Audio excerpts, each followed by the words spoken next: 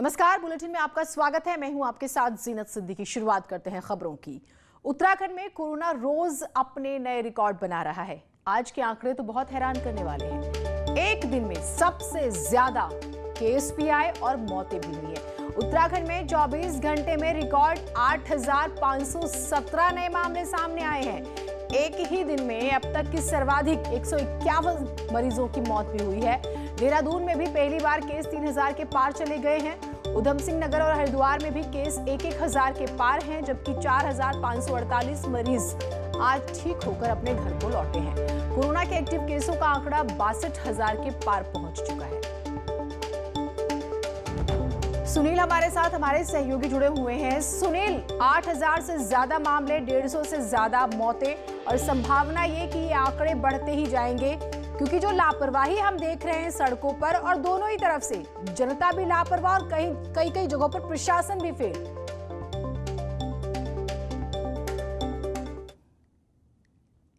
के बाद एक आंकड़े बढ़कर आ रहे हैं, वो ये स्थिति स्पष्ट करते हैं कि हालात अब लगातार काबू से बाहर होते जा रहे हैं, बद से बदतर होते जा रहे हैं। और सरकार के मंत्री और विधायक भी दबी जुबान में ये बात स्वीकार कर रहे हैं कि अब प्रधानमंत्री के कहने के अनुसार जो कहा गया था कि अंतिम विकल्प के रूप में लॉकडाउन को देखा जाना चाहिए, तो सरकार के बहुत सारे मंत्री और विधायक इस बात को खुलकर कह रहे हैं कि अब वो अंतिम समय आ गया है जब लॉकडाउन लगा देना चाहिए। क्योंकि जिन्हें आप देखेंगे कि उत्तराखंड में 26 अप्रैल से कर्फ्यू शुरू हुआ था। सबसे पहले देहरादून में अर्बन एरिया में नाइट कर्फ्यू लगाया गया था। और अगर आप 26 अप्रैल से आज तक के अगर आप आंकड़े देखें, 11 दिन हो गए हैं। सरकार को, प्रशासन को ये उम्मीद थी कि जब हम 5वें 6वें दिन में पहुंचेंगे नाइट कर्फ्यू के या कर्फ्यू के, तो ये आंकड़े कुछ कम होने लगेंगे, जो पॉजिटिव जो केस आ रहे हैं वो कम होने लगेंगे। लेकिन आप आज देखेंगे कि 11 दिन हो चुके हैं और लगातार प्रतिदिन बढ़कर केस आ रहे हैं। अकेले देहरादून में 26 अप्रैल के बाद लगातार 2,000 से अधिक केस आ रहे हैं और आज तो हद हो गई, 3,000 का भी आंकड़ा पार कर गया पॉजिटिव केस। तो जरूर इस बात पर गंभीरता के साथ विचार किया जाना चाहिए कि जो कर्फ्यू सरकार ने लगाया है, क्या वो वास्तव में वो धरातल पर सटीक उतर पा रहा है, क्या उसके कुछ रिजल्ट आ भी रहे हैं, या फिर ये कर्फ्यू सिर्फ हवा ही साबित हो रहा है। तो अब ये प्रशासनिक हलकों में भी, सियासी हलकों में भी ये बात उठने लगी है कि सरकार को कंप्लीटली लॉकडाउन ले लेना चाहिए। एक्सपर्ट्स भी कह रहे हैं कि अब यही विकल्प है, वरना और ज्यादा तबाही होगी। बहुत शुक्रिया, आप हमारे साथ जुड़े। एक बड़ी खबर हरिद्वार से आ रही है। यहां 3 लोगों की गोली लगने से मौत हो गई। बताया जा रहा है कि खेत के पानी को लेकर इनमें विवाद चल रहा था, जिसमें एक पक्ष ने ताबड़तोड़ फायरिंग कर दी। 3 लोगों की जान चली गई, 6 लोग घायल बताए जा रहे हैं। शवों को पोस्टमार्टम के लिए भेज दिया गया है। फिलहाल मौके पर तनाव बना हुआ है। हरिद्वार के एसएसपी ने कहा है कि केस दर्ज कर लिया गया है। आरोपियों की धरपकड़ के लिए टीम भी लगा दी गई है। लगभग 2:30 बजे सूचना मिली थी कि खेड़ी कुर्द गांव में झगड़ा हुआ है, इसमें फायरिंग भी हुआ है। इसमें 2 लोग जो है गंभीर रूप से घायल हैं, हॉस्पिटल को रेफर किया गया है करके। तुरंत हमारा सभी उच्च अधिकारी घटनास्थल पर पहुंच गए थे, हम भी पहुंच गए थे। अभी सूचना मिली कि 3 लोगों का इसमें डेथ हो गई, बाकी लोगों का घायल का उपचार हो रहा है। अभी जो है इनसे हम पूछताछ कर रहे हैं और इनसे तहरीर लेकर मुद्दा कायम करके आवश्यक कार्रवाई करेंगे। उत्तराखंड में 26 मई की शाम 7 बजे से लगे कर्फ्यू को 10 दिन हो चुके हैं, लेकिन हालात में कोई बदलाव नहीं आया। बावजूद इसके सरकार ने एक बार फिर से कर्फ्यू को ही आगे बढ़ाया। तो सवाल यह है कि क्या कर्फ्यू की ये कोशिश कोरोना चेन तोड़ने में कामयाब हो पाएगी?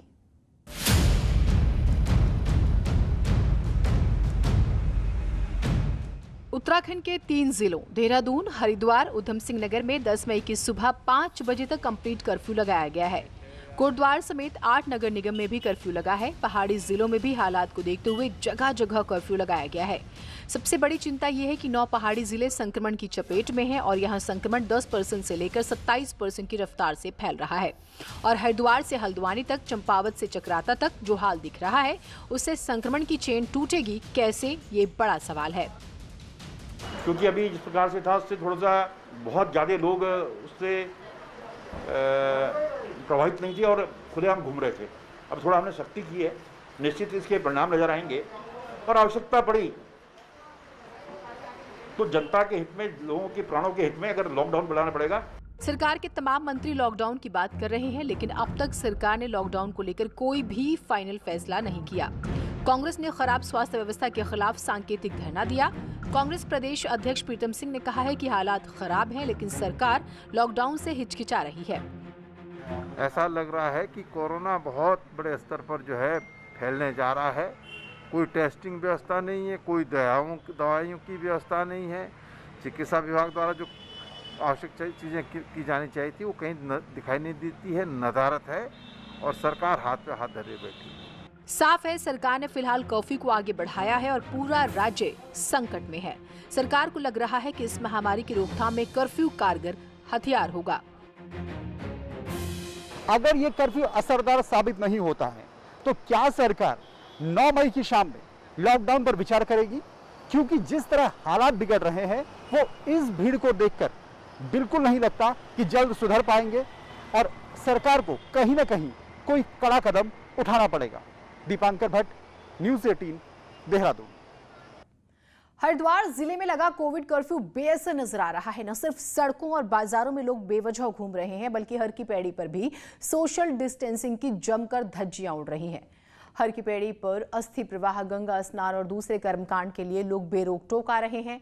यहां सोशल डिस्टेंसिंग का पालन कराने के लिए पुलिसकर्मी भी तैनात नहीं किए गए हैं। कोविड कर्फ्यू के दौरान ऐसी लापरवाही कोरोना के ग्राफ को और ज्यादा बढ़ा सकती है। अभी मैंने भी पूजा पाठ कराई तो सभी जजमान है मेरे पास में, मैं खुद उनसे बहुत दूर बैठा हूँ और मंत्र बोल रहा हूँ। सोशल डिस्टेंस का पूरा ध्यान रखा जा रहा है, मास्क का भी पूरा प्रयोग हो रहा है और हमारे सभी जजमानों के पास में सैनिटाइजर है। एक दूसरे से दूरी बना करके बैठे हुए हैं। मजबूरी के कारण आना पड़ा और 4-5 दिन से घर पे देरी थी, इसलिए आना पड़ा। कर्फ्यू में मस्तीखोरों पर नैनीताल पुलिस ने कार्रवाई तेज कर दी है। 12 बजे बाद सड़कों पर बिना वजह घूमने वालों के खिलाफ पुलिस लगातार कार्रवाई कर रही है। नैनीताल, हल्द्वानी, रामनगर में पुलिस ने चेकिंग अभियान में कोविड नियमों का उल्लंघन करने पर 109 वाहनों को सीज किया। कई लोगों के कर्फ्यू में घूमने पर चालान भी काटे गए।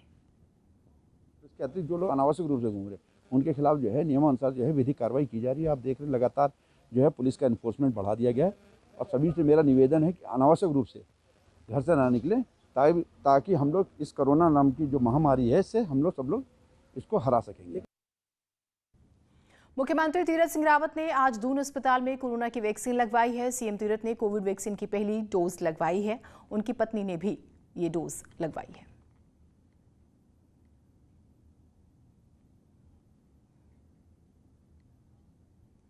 परिवहन निगम के ज्यादातर ड्राइवर, कंडक्टर और अधिकारी कोविड पॉजिटिव हैं, जिस वजह से ज्यादातर रोडवेज की बसों का संचालन प्रभावित हो रहा है।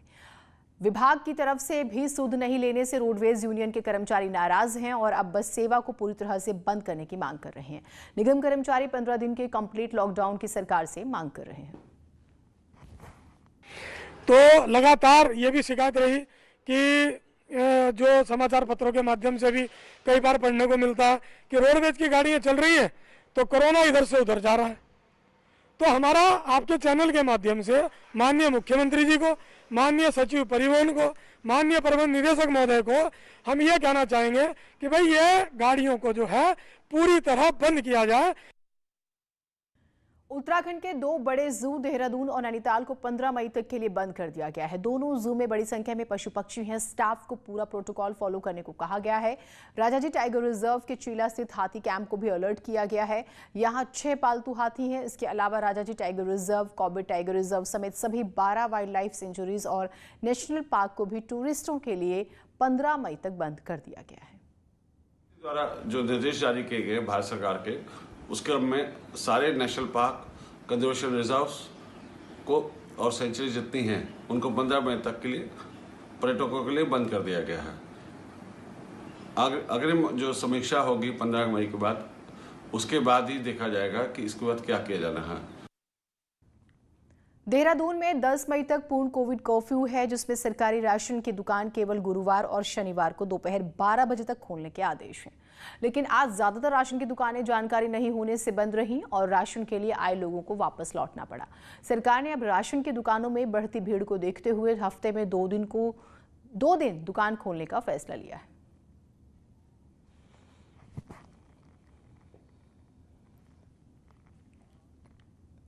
टिहरी डीएम ने नरेंद्रनगर कोविड केयर हॉस्पिटल में स्वास्थ्य सुविधाओं को लेकर मिल रही शिकायतों की वजह से निरीक्षण किया और अधिकारियों को स्वास्थ्य सुविधाएं दुरुस्त करने के लिए निर्देश दिए। कोविड अस्पताल में ट्रायल पर चल रहे ऑक्सीजन प्लांट को भी अस्पताल को विधिवत दे दिया गया है और मेडिकल स्टाफ बढ़ाने के भी निर्देश दिए गए हैं। सीएमएस नरेंद्र नगर को हैंडओवर कर दिया गया है। कर्मचारियों की इसको खोलने बंद करने के लिए ड्यूटी लगा दी गई है। इसमें यहाँ पर एक जनरेटर स्थापित कर दिया गया है जिससे कि लाइट जाने से प्लांट बंद होने की स्थिति ना हो। तो ये सब व्यवस्था यहाँ कर दी जा रही है। कुछ स्टाफ का यहाँ शॉर्टेज हो रहा था, कुछ लोग काम छोड़ करके चले गए हैं, तो वो व्यवस्था कर दी गई है। कोरोना काल में इस समय कई दवाइयों और ऑक्सीमीटर की कालाबाजारी चरम पर है, तो वहीं देहरादून के सुरिंदर सिंह कई कोविड पेशेंट्स के लिए मसीहा बनकर आए हैं और लोगों को फ्री में खुद के बनाए ऑक्सीफ्लोमीटर्स बांट रहे हैं।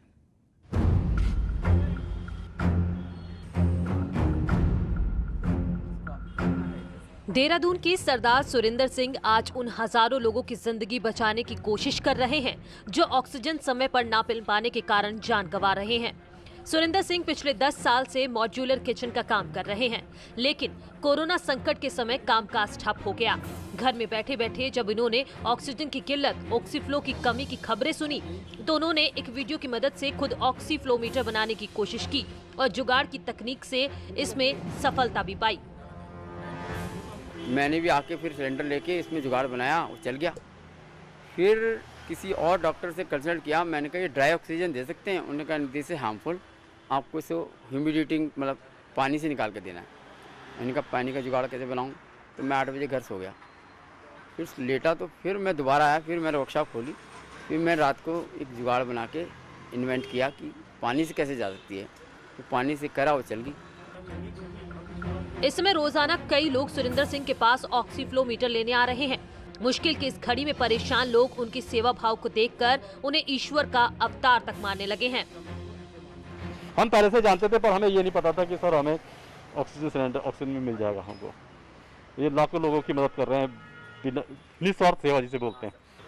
अब मौसा जी को कल डिस्चार्ज करा के लेके आए हैं, वो बेड पे लेटे हुए, उन्हें ऑक्सीजन लेवल डाउन हो रहा है, तो हम लोग बस परेशान घूम रहे थे, तो एक मित्र ने नंबर दे दिया सुरिंदर जी का, तो हम लोग आ गए सर। इन विकट परिस्थितियों में जब बाजार में ऑक्सीफ्लोमीटर नहीं मिल पा रहा, ऐसे में जुगाड़ की मदद से ही सही, लेकिन सुरिंदर सिंह की ये मदद लोगों में आशा की नई किरण लेकर आ रही है। न्यूज़ 18 के लिए देहरादून से भारती सकलानी की रिपोर्ट।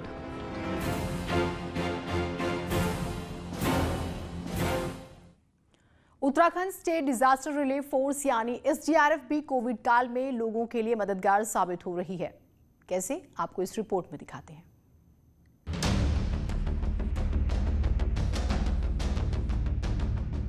कोरोना महामारी के बीच समाज में कई तस्वीरें देखने को मिल रही हैं। कुछ ऐसे लोग भी हैं जो अपने प्रियजनों के संक्रमित शवों को हाथ तक लगाने को तैयार नहीं हैं, तो कई लोग इतने लाचार हैं कि उनके प्रियजनों का शव उठाने के लिए कोई हाथ बढ़ाने को तैयार नहीं है। ऐसे समय में SDRF जरूरतमंदों के लिए हेल्पिंग हैंड साबित हो रही है। वो रोज अस्पतालों से संक्रमित शवों को उठाकर उनका दाह संस्कार तक कर रही है। अभी तक SDRF 20 से ज्यादा ऐसे शवों का अंतिम संस्कार कर चुकी है, जिनके परिजन शवों को लेना तो दूर, चिता पर आग देने भी नहीं आए। मेल आती है, उस पर हम रिस्पॉन्ड करते हैं, हॉस्पिटल जाते हैं और मॉर्चरी से जो डिस्चार्ज सर्टिफिकेट होता है उसको लेकर के और बॉडी को क्रिमेशन सेंटर ले जाते हैं और उसको एज पर रिचुअल्स उसको क्रिमेट करते हैं। SDRF इसके अलावा होम आइसोलेशन में रह रहे मरीजों की मॉनिटरिंग कर रही है। PRD जवानों की मदद से कंट्रोल रूम बनाकर होम आइसोलेशन में रह रहे हर पेशेंट का हेल्थ स्टेटस चेक कर रही है और जरूरत पड़ने पर मरीजों की सीधे डॉक्टर से भी बातचीत करा रही है। इसके अलावा उसके घर तक दवाई पहुंचाने के लिए 14 टीमें भी SDRF ने बनाई हैं। उनकी काउंसलिंग हो रही है, लगातार उनसे फ़ोन पे संपर्क किया जा रहा है कि अब उनकी स्थिति कैसी है और उनको किसी तरह का अगर कंसल्टेंसी की ज़रूरत है तो उसके लिए हमारे पास 2 स्वास्थ्य विभाग से 2 महिला डॉक्टर हमारे पास यहाँ पर मौजूद हैं कैंप में, वो कंसल्टेंसी करा रहे हैं होम आइसोलेटेड व्यक्तियों की। उसके बाद सुबह हम 8 बजे से शुरू हो जाते हैं इसमें किट बांटने के लिए और हमारी कोशिश ये रहती है कि जितने ज़्यादा से ज़्यादा हम लोग जिन फैमिली को जो इससे इफेक्टेड है उनको पहुँचा जा सके। SDRF ने हर जिले में अपने एक सब इंस्पेक्टर को इस काम के लिए नोडल अफसर तैनात किया है। हरिद्वार और उधम सिंह नगर जैसे बड़े जिलों में घर घर दवाई पहुंचाने के लिए भी जोमेटो के साथ करार किया है। न्यूज़ 18 के लिए देहरादून से सुनील नप्रभात की रिपोर्ट। उत्तराखंड में एक तरफ जहां लगातार कोरोना का संक्रमण बढ़ रहा है तो वहीं कुछ लोग उम्मीद का दामन थामे लोगों की मदद भी कर रहे हैं। रामनगर में भी समाज सेवी नरेंद्र शर्मा जरूरतमंद कोरोना मरीजों को मुफ्त में ऑक्सीजन मुहैया कराने के साथ ही प्लाज्मा भी डोनेट कर लोगों की मदद कर रहे हैं। नरेंद्र शर्मा की इस मुहिम में उनके 15 दोस्तों का ग्रुप साथ दे रहा है। नरेंद्र लोगों से भी अपील कर रहे हैं कि वो प्लाज्मा दान करके जिंदगियों को बचाएं। और कल मैंने 2 अपरिचित लोगों को पुनः जो है प्लाज्मा डोनेट कर करके डबल डोनर के रूप में मैं जो है मेरे को सौभाग्य मिला है। इसलिए मेरी सरकार से भी डिमांड है कि जो है जल्दी से जल्दी रामनगर में एक सरकारी कोविड सेंटर खोला जाए ताकि गरीब असहाय लोगों को जो है के परिवार के लोगों को प्राथमिक उपचार उसमें कम से कम कोविड का मिले। कोरोना काल के संकट में जहां लोग एक दूसरे का साथ छोड़ रहे हैं तो वहीं कुछ युवा ऐसे भी हैं जो इन संकट की घड़ी में जरूरतमंद लोगों का सहारा बने हुए हैं। 32 साल के जतिन नेगी भी जरूरतमंदों को निःशुल्क भोजन बांटने की शुरुआत कर चुके हैं और लोगों को दाल, चावल, सब्जी का पैकेट बांट रहे हैं। इसके लिए जतिन ने एक मोबाइल वैन भी ली हुई है जिसमें खाने के पैकेट्स बांटे जा रहे हैं। एक्चुअली ना एक कैफ़े है आमसोड़ में, रास्ता कैफ़े। तो कई लोग जो आ रहे हैं ना, बेसिकली जो एम्बुलेंस ड्राइवर हैं ये लोग पूछ रहे हैं कि खाना की सर्विस है, जो ट्रक वाले चल रहे हैं खाने की सर्विस है। सब रेस्टोरेंट होटल तो बंद है, होम डिलीवरी बंद है। अब जैसे ये ट्रक चल रहा है अभी कहाँ खाएगा, ये तो अपनी सप्लाई लेके जा रहा है। ये भी एक तरीके से मेरा मानना है कि एसेंशियल है। अगर वो खाने की सप्लाई या सब्जी लेके नहीं जाएगा। कोरोना काल में लोग एक दूसरे से दूर भाग रहे हैं, लेकिन वो सभी को अगर खाना प्रोवाइड करवा रहे हैं। जितने भी पेशेंट है, हम लोग जितने भी ड्यूटी पे स्टाफ रहता है, सबको खाने की व्यवस्था, पानी की व्यवस्था, सब व्यवस्था करवा रहे हैं वो हमारे लिए। वो बहुत अच्छा काम कर रहे हैं। मैं चाहता हूँ कि ऐसे ही लोग सब एक दूसरे का सहयोग करें, मदद करें। एक छोटा सा ब्रेक ले रहे हैं कहीं में। खबर चंपावत से है जहां सूखी डांग के पास गैस सिलेंडर की भरी कैंटर जो है एक कार से भिड़ जाती है और फिर इसके बाद कार बुरी तरह से क्षतिग्रस्त हो गई। वैसे अच्छी बात यह रही कि हादसे में किसी की जान नहीं गई। दोनों ही गाड़ी में जो लोग सवार थे वो बाल बाल बच गए। कैंटर चालक का कहना है कि मौसम खराब होने की वजह से सामने से आ रही जो गाड़ी है उसका बैलेंस बिगड़ गया और जिसकी वजह से यह हादसा गैस वाली वो कार ऊपर से आ गई। अच्छा, किस तरीके से हुआ एक्सीडेंट? किस तरीके से हुआ, ये ऊपर से आ रही थी, मेरे इन्हें पाँच जगह तो अपनी साइड में ही आ गए थे, तब तक कार घूम गई। किसी की चोट चाट आई? चोट तो किसी नहीं आई। उधर चंपावत के बनबसा में एक तेज रफ्तार कार पेड़ से टकराने के बाद पलट गई। हादसे के वक्त जो कार में सवार 3 लोग थे उसमें 2 युवती और 1 युवक था। जख्मी हो गए तीनों। टनकपुर CHC में इन्हें भर्ती कराया गया। इनकी हालत काफी क्रिटिकल है और इसके बाद इन्हें हल्द्वानी रेफर किया गया।